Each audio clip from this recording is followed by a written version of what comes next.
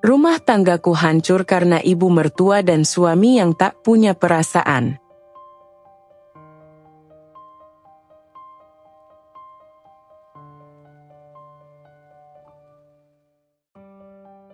Sebut saja namaku Nadia, saat ini berusia hampir 34 tahun. Cerita yang akan kubagikan adalah tentang kisah nyata hidupku yang penuh penderitaan setelah menikah dengan pria yang kucintai, Mas Ari. Kami menikah 2 tahun setengah yang lalu. Meski kami menghadapi banyak rintangan, termasuk penolakan dari keluarganya dan perbedaan usia yang cukup jauh. Aku 4 tahun lebih tua darinya. Kami tetap melanjutkan hubungan ini. Pernikahan kami yang awalnya manis dan penuh harapan ternyata hanya bertahan sebentar. Hari pernikahan kami adalah hari yang paling membahagiakan dalam hidupku. Aku ingat jelas bagaimana Mas Ari tampak gagah dengan setelan jasnya. Sementara aku mengenakan gaun putih yang membuatku merasa seperti seorang putri. Kami berjanji akan saling mencintai dan mendukung dalam keadaan apapun. Ketika kami melangsungkan akad nikah di depan penghulu disaksikan keluarga dan teman-teman dekat, aku merasakan kebahagiaan yang mendalam. Namun, di balik semua itu, ada kegelisahan yang tak bisa kukatakan. Keluarga Mas Ari tidak begitu menyetujui hubungan kami, terutama ibunya, Mama Nita, yang tampaknya kurang menerima keputusannya untuk menikah denganku. Tahun pertama pernikahan kami berjalan cukup mulus meskipun ada beberapa ketegangan. Kami tinggal bersama di rumah orang tuanya karena situasi finansial yang tidak memungkinkan kami untuk memiliki tempat tinggal sendiri. Aku berusaha keras untuk beradaptasi dengan lingkungan baru dan menjaga hubungan baik dengan Mama Nita. Awalnya, aku pikir semua ini adalah hal yang wajar dalam pernikahan. Adaptasi dengan keluarga baru, mengakomodasi kebutuhan dan keinginan mertua. Namun, seiring berjalannya waktu, aku mulai merasakan adanya ketidakseimbangan dalam hubungan kami. Segalanya mulai berubah ketika pernikahan kami menginjak hampir 1 tahun. Mama Nita mulai menunjukkan sikapnya yang mendominasi. Aku merasa seperti terjebak di tengah pertempuran yang tak pernah kuinginkan. Setiap hari, ada saja yang perlu diatur atau diperbaiki menurut pandangan Mama Nita. Dia selalu ingin terlibat dalam setiap keputusan, dari memilih perabot rumah tangga hingga menentukan kapan Mas Ari harus pulang ke rumahnya. Sifat mendominasi Mama Nita mulai terasa sangat mengganggu. Suamiku, Mas Ari, adalah seorang karyawan tidak tetap di sebuah kantor swasta, dengan gaji yang tidak menentu. Kadang dia mendapat gaji per 3 bulan sekali, dan jumlahnya sangat bervariasi, kadang 1 juta, kadang 2 juta. Ini menambah beban finansial kami, dan membuatku semakin merasa tertekan dengan campur tangan Mama Nita yang seolah menambah masalah kami.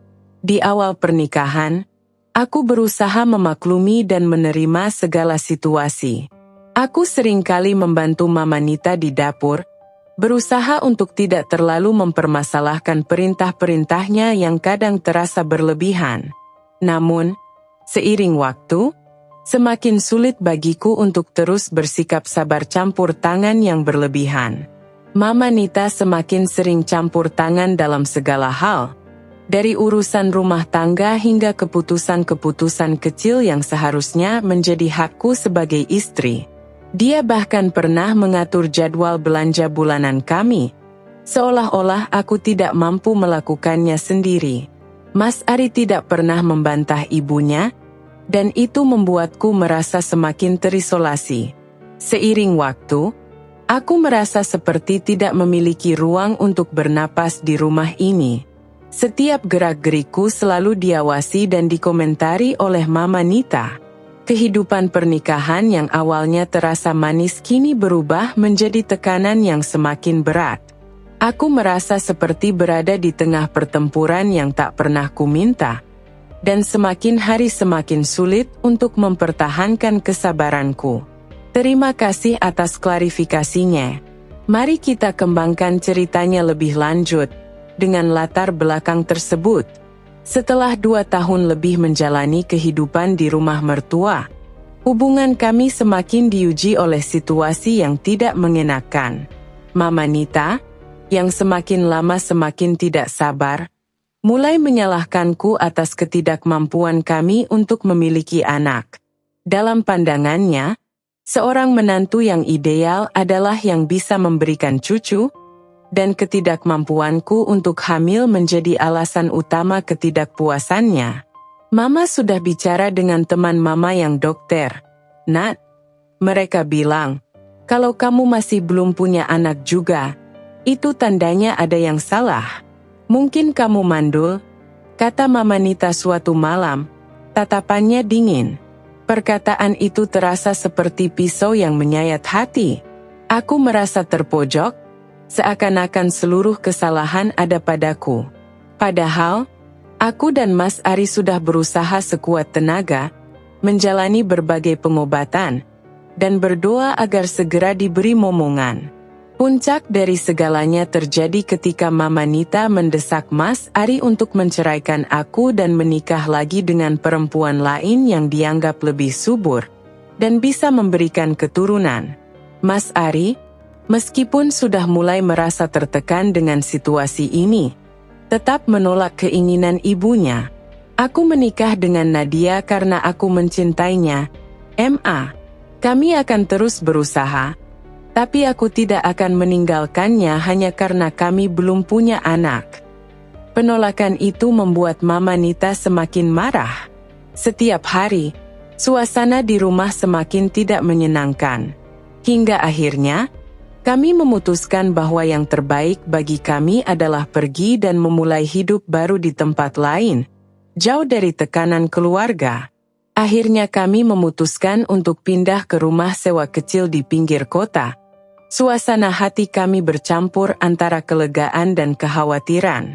Jauh dari segala kenyamanan yang pernah kami nikmati di rumah mertua, kami harus menyesuaikan diri dengan kehidupan yang lebih sederhana. Namun, di balik kesederhanaan ini, ada perasaan lega yang sulit diungkapkan dengan kata-kata. Tidak lagi harus menghadapi ucapan pedas dan tatapan menghakimi dari Mama Nita adalah anugerah yang kami syukuri. Rumah kecil yang kami tempati tidaklah istimewa. Dindingnya yang kusam dan lantainya yang retak menunjukkan usianya yang sudah tua. Namun, kami berusaha melihatnya sebagai sebuah kanvas kosong. Tempat kami bisa memulai kembali segalanya dari nol. Di sini, tidak ada aturan atau tekanan yang harus kami patuhi selain yang kami buat sendiri. Tempat ini, meski jauh dari kemewahan, memberikan kami kebebasan untuk hidup sesuai keinginan kami. Mas Ari, dengan segala keterbatasannya, menunjukkan dedikasi yang luar biasa. Di tengah tekanan dan tanggung jawab yang semakin besar, dia tidak pernah menyerah. Setiap hari, dia bangun lebih awal, berangkat kerja dengan semangat baru, dan pulang larut malam dengan tubuh yang lelah namun hati yang puas. Usahanya tidak sia-sia. Setelah berbulan-bulan bekerja keras, dia akhirnya mendapatkan pekerjaan yang lebih baik di sebuah perusahaan swasta. Gaji yang lebih stabil dari pekerjaan barunya memberikan kami sedikit ruang bernapas. Meski kami masih harus menyewa rumah, setidaknya kami berhasil membeli sebuah mobil bekas, sebuah pencapaian yang kami banggakan. Hari-hari kami mulai dipenuhi dengan harapan dan mimpi-mimpi baru. Kami merencanakan masa depan dengan antusias, membayangkan kehidupan yang lebih baik dan lebih bahagia di depan mata. Namun, di balik kebahagiaan ini, ada bayangan gelap yang terus menghantui pikiran kami. Ketidakpastian tentang apakah kami akan pernah memiliki anak. Setiap kali melihat pasangan lain yang berbahagia dengan anak-anak mereka, ada perasaan kosong yang sulit dijelaskan. Meski kami telah mencoba berbagai cara untuk memiliki anak, mulai dari pemeriksaan medis hingga pengobatan tradisional, Hasilnya selalu sama. Tidak ada tanda-tanda kehamilan. Ketiadaan anak ini menjadi beban yang terus kami pikul, mempengaruhi cara kami melihat diri sendiri dan satu sama lain. Mas Ari, meski tidak pernah mengungkapkan kekecewaannya dengan kata-kata, menunjukkan rasa frustrasinya dalam diam. Kadang-kadang, aku bisa merasakan kesedihannya ketika dia menatap jauh ke depan, seolah-olah merenungkan sesuatu yang hilang dari hidup kami. Namun, kami tetap berusaha untuk bersikap optimis. Setiap hari, kami berdoa dan berharap bahwa suatu hari nanti, mimpi kami untuk memiliki keluarga kecil yang lengkap akan terwujud. Meskipun ada rasa cemas dan takut yang terus membayangi, kami mencoba untuk fokus pada hal-hal positif, seperti kebersamaan kami dan pencapaian kecil yang kami raih bersama.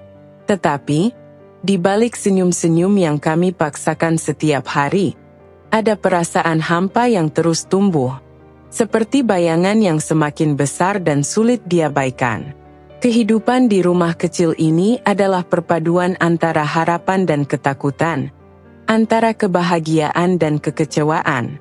Kami berusaha sebaik mungkin untuk saling mendukung, namun ada saat-saat ketika kesendirian terasa begitu nyata, bahkan ketika kami berada di ruangan yang sama. Kesunyian yang ada bukanlah akibat dari tidak adanya suara, melainkan dari ketidakmampuan kami untuk mengungkapkan perasaan terdalam kami satu sama lain. Meski begitu, kami terus melangkah ke depan, mencoba menemukan kebahagiaan dalam hal-hal kecil yang bisa kami capai. Kami tahu bahwa jalan yang kami tempuh tidak akan mudah, namun kami juga tahu bahwa selama kami bersama, kami akan selalu memiliki harapan. Namun, harapan itu kini mulai berubah menjadi sesuatu yang rapuh, seakan-akan hanya menunggu waktu untuk pecah. Bab 4. Kegelapan baru. Kebahagiaan yang sempat kami rasakan di rumah kecil itu ternyata tidak bertahan lama. Setelah beberapa bulan merasakan sedikit kenyamanan dari stabilitas ekonomi yang baru kami capai, segalanya mulai berubah. Mas Ari, yang dulu dikenal sebagai pria pekerja keras dan bertanggung jawab, mulai menunjukkan tanda-tanda perubahan yang mengkhawatirkan. Perubahan yang tidak hanya mengancam kebahagiaan kami, tetapi juga menggerogoti fondasi pernikahan yang telah kami bangun dengan susah payah. Awalnya, perubahan itu terasa seperti hal kecil yang bisa diabaikan.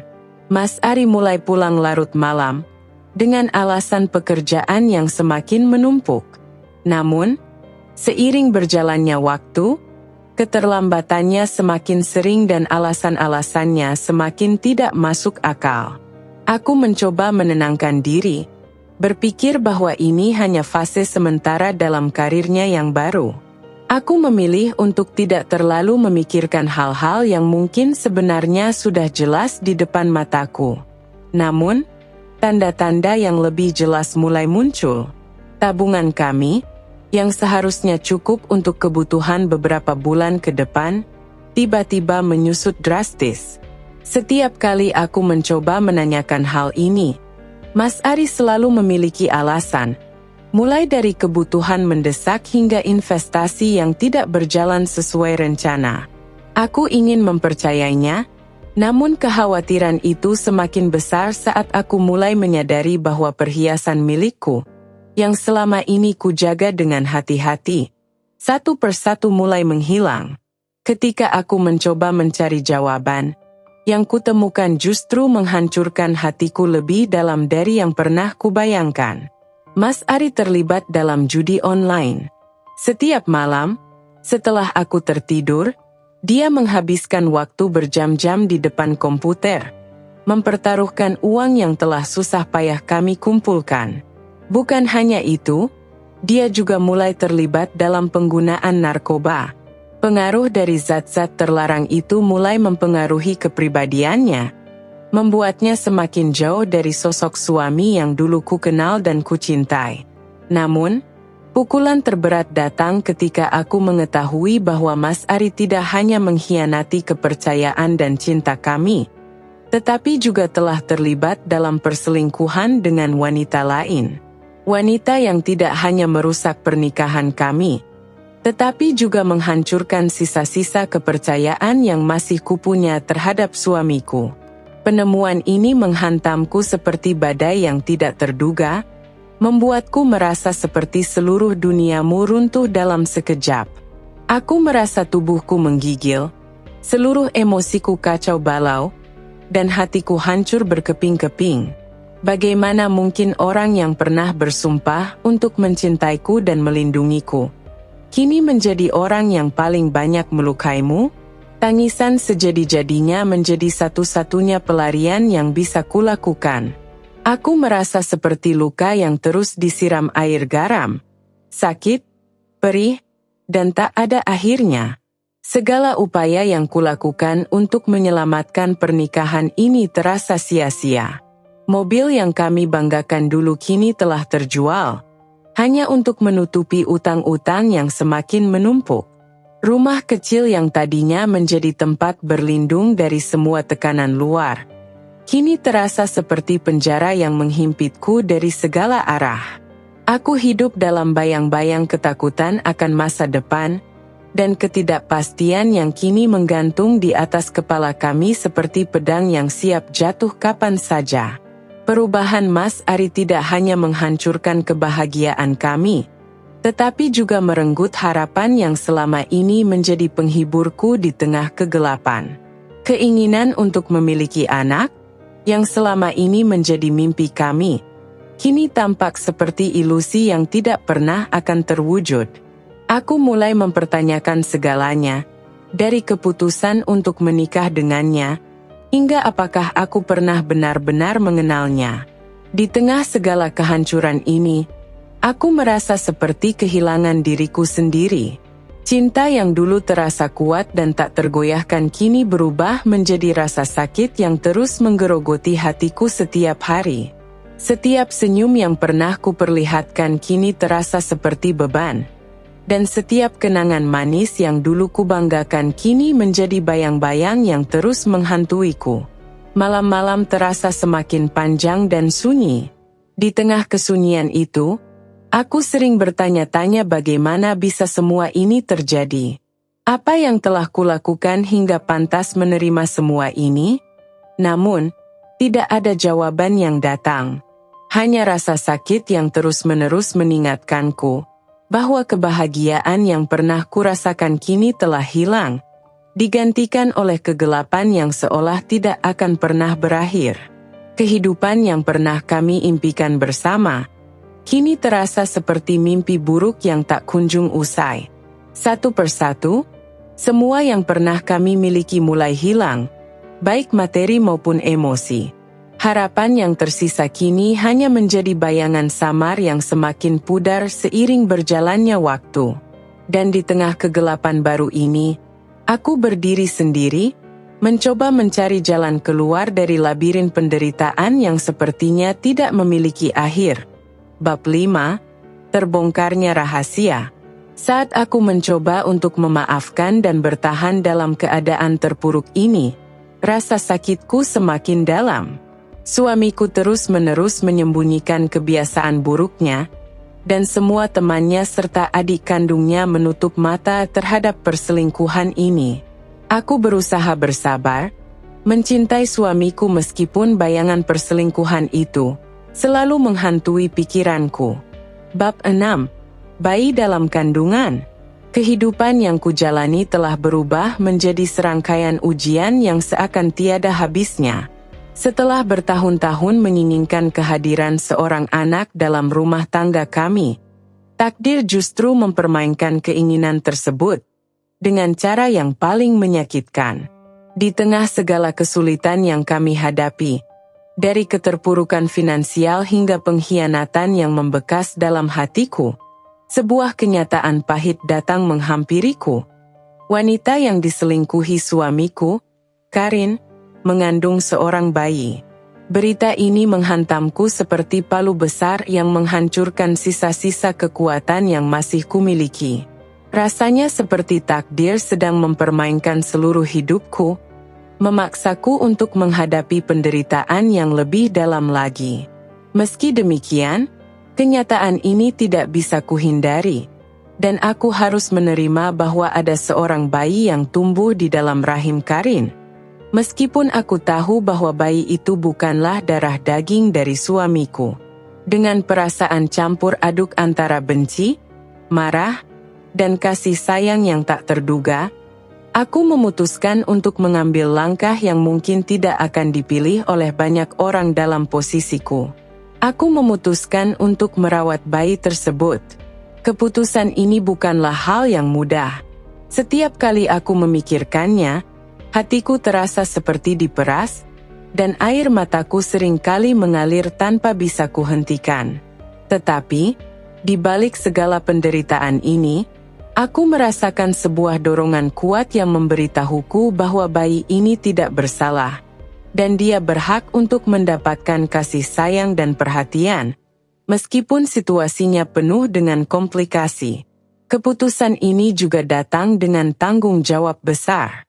Aku harus memastikan bahwa Karin, yang kini mengandung bayi tersebut, mendapatkan perawatan yang layak. Meskipun hatiku masih terluka karena pengkhianatan yang dilakukan oleh suamiku bersama Karin, aku tahu bahwa aku tidak bisa membiarkan kebencian menguasai tindakanku. Aku mulai mengurus segala kebutuhan Karin, mulai dari biaya hidup sehari-harinya hingga keperluan medis yang diperlukan untuk memastikan kehamilannya berjalan lancar.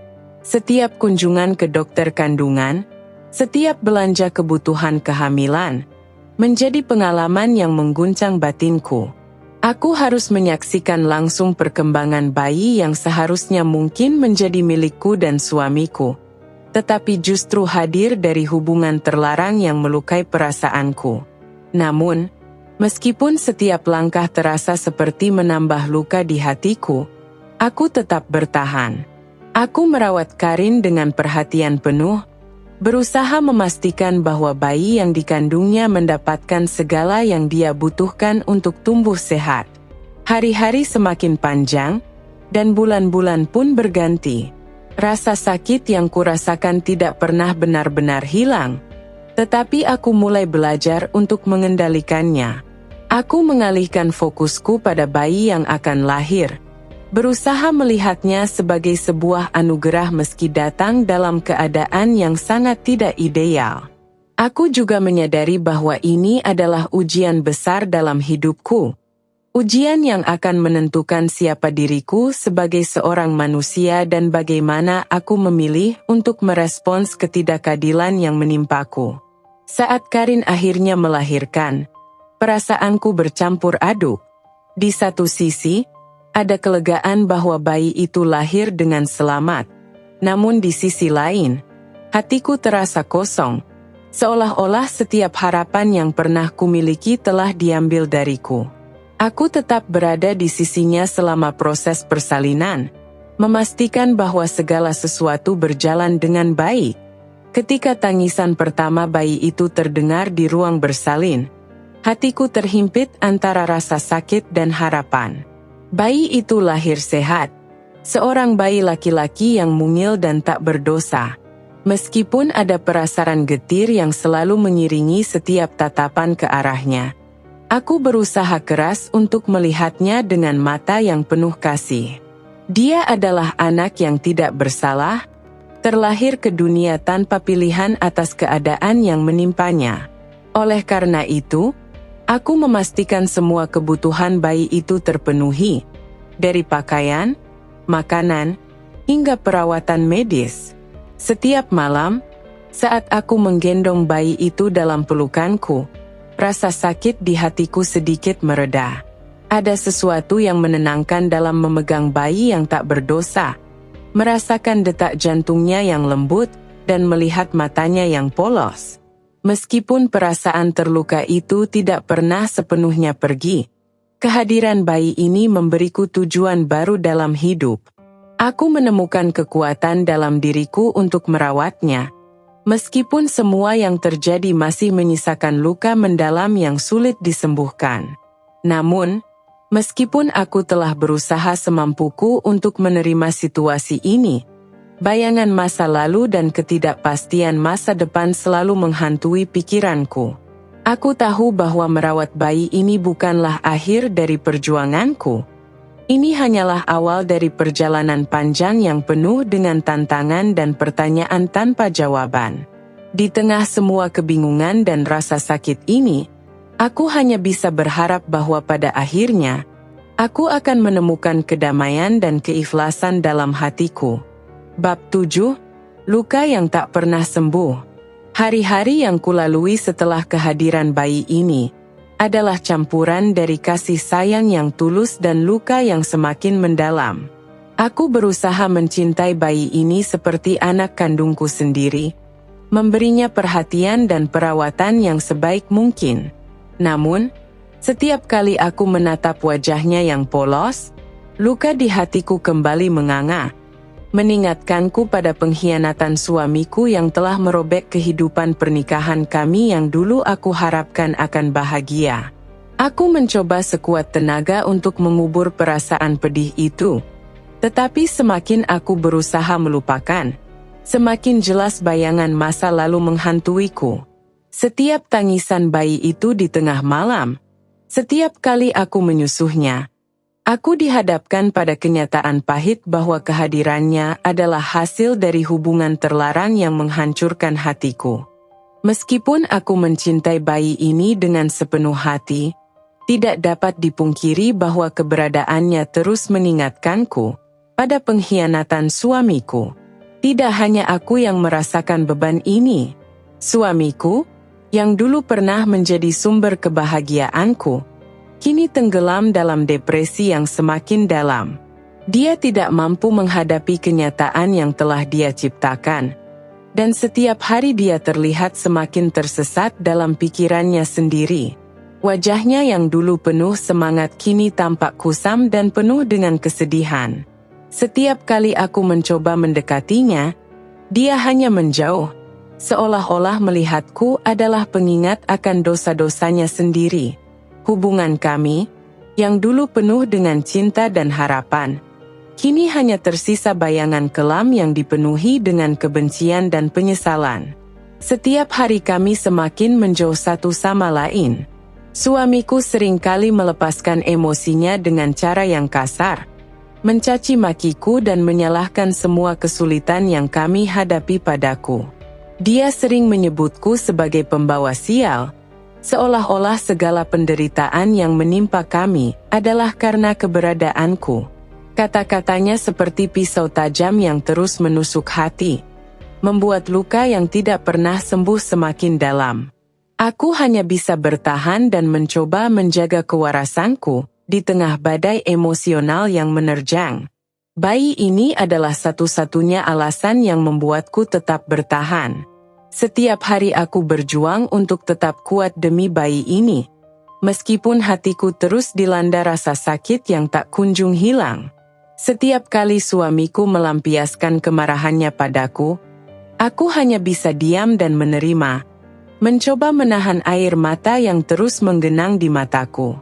Aku tahu, jika aku menunjukkan kelemahan, situasi ini hanya akan semakin memburuk. Namun, tidak ada yang bisa mempersiapkan seseorang untuk menghadapi rasa sakit yang seperti ini. Dikhianati oleh orang yang paling dicintai, diperlakukan seperti beban, dan terus-menerus dihadapkan pada kenyataan pahit yang seolah-olah tidak ada akhirnya. Setiap malam, saat aku terjaga di tengah keheningan, aku merasa terkurung dalam lingkaran penderitaan yang tidak ada habisnya. Aku ingin melarikan diri, mencari kebebasan dari semua ini, tetapi aku tahu bahwa tanggung jawabku sebagai seorang ibu, meskipun bukan ibu kandung, meningkatku pada situasi ini. Hari-hari berlalu dengan berat, dan aku terus mencoba menemukan kekuatan dalam diriku untuk bertahan. Namun, rasa sakit itu tetap ada, bersemayam di dalam hatiku seperti luka yang tak pernah bisa sembuh. Aku merasa hampa, seolah-olah seluruh jiwaku telah terkuras oleh penderitaan ini. Meskipun aku mencoba untuk tetap tegar di hadapan orang lain, di dalam diriku ada bagian yang terus-menerus menangis, merindukan kehidupan yang lebih baik, kehidupan yang tidak pernah aku dapatkan. Bayi ini adalah sumber kekuatanku, tetapi juga pengingat abadi akan pengkhianatan dan penderitaan yang aku alami. Setiap kali aku melihat senyumannya yang polos, ada sebersit harapan yang tumbuh. Tetapi harapan itu dengan cepat pudar saat aku diingatkan oleh realitas yang kejam. Suamiku, yang dulu adalah sandaranku, kini berubah menjadi orang yang tidak pernah aku kenal sebelumnya. Orang yang penuh dengan kebencian dan penyesalan, dan tidak bisa menerima konsekuensi dari tindakannya sendiri. Aku terjebak dalam lingkaran kesakitan yang tampaknya tidak akan pernah berakhir. Luka di hatiku mungkin tidak akan pernah benar-benar sembuh, tetapi aku harus terus maju. Untuk bayi ini, untuk diriku sendiri. Meskipun itu berarti aku harus menanggung penderitaan ini sendirian. Di tengah kegelapan yang menyelimuti hidupku, aku hanya bisa berharap bahwa suatu hari nanti, aku akan menemukan cahaya yang akan membimbingku keluar dari keterpurukan ini. Setelah bertahun-tahun menjalani kehidupan yang penuh dengan penderitaan dan kesedihan, aku akhirnya menyadari bahwa ada satu keputusan yang harus diambil untuk mengakhiri semua ini. Keputusan untuk meninggalkan Mas Ari dan memulai hidup baru. Luka di hatiku sudah terlalu dalam, dan meskipun aku telah mencoba bertahan demi cinta yang pernah ada, aku tahu bahwa cinta itu telah berubah menjadi sesuatu yang menghancurkan, bukan membangun. Suatu pagi yang tenang, setelah malam-malam panjang yang penuh renungan dan air mata, aku memberanikan diri untuk menghadapinya. Dengan suara yang tenang namun tegas, aku menyampaikan keinginanku untuk bercerai. Mas Ari tidak terkejut, dia mungkin sudah melihat ini datang. Tanpa banyak perlawanan, dia menerima keputusan itu. Mungkin, dalam hati kecilnya, dia juga sadar bahwa pernikahan kami sudah lama hancur, dan melanjutkannya hanya akan memperpanjang penderitaan kami berdua. Proses perceraian berjalan dengan cepat, dan tanpa banyak drama, aku dan Mas Ari resmi berpisah. Aku mengambil keputusan untuk menjaga bayi yang kini telah menjadi bagian dari hidupku. Meskipun tidak ada ikatan darah di antara kami, aku merasa bertanggung jawab untuk membesarkan anak ini, yang tidak pernah meminta dilahirkan dalam situasi yang begitu rumit.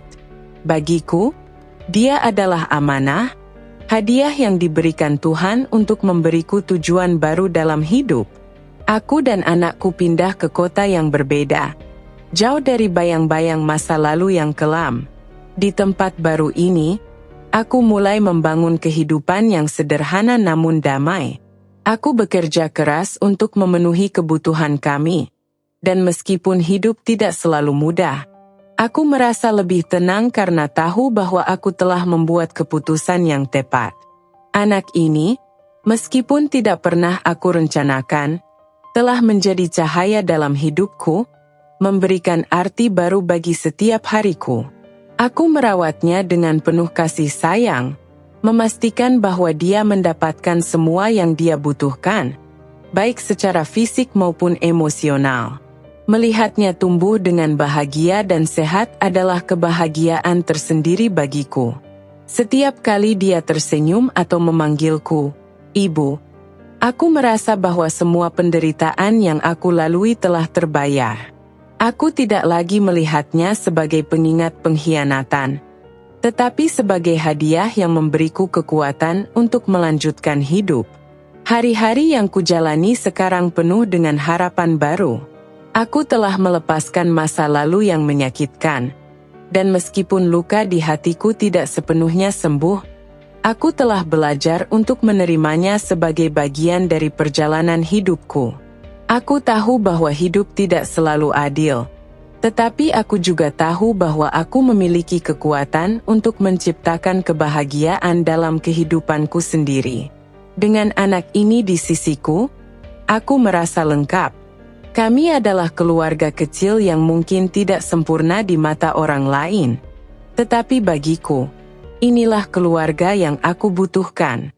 Aku akan terus membesarkannya dengan cinta dan perhatian, memastikan bahwa dia tumbuh menjadi seseorang yang kuat dan penuh kasih, meskipun latar belakangnya tidak ideal.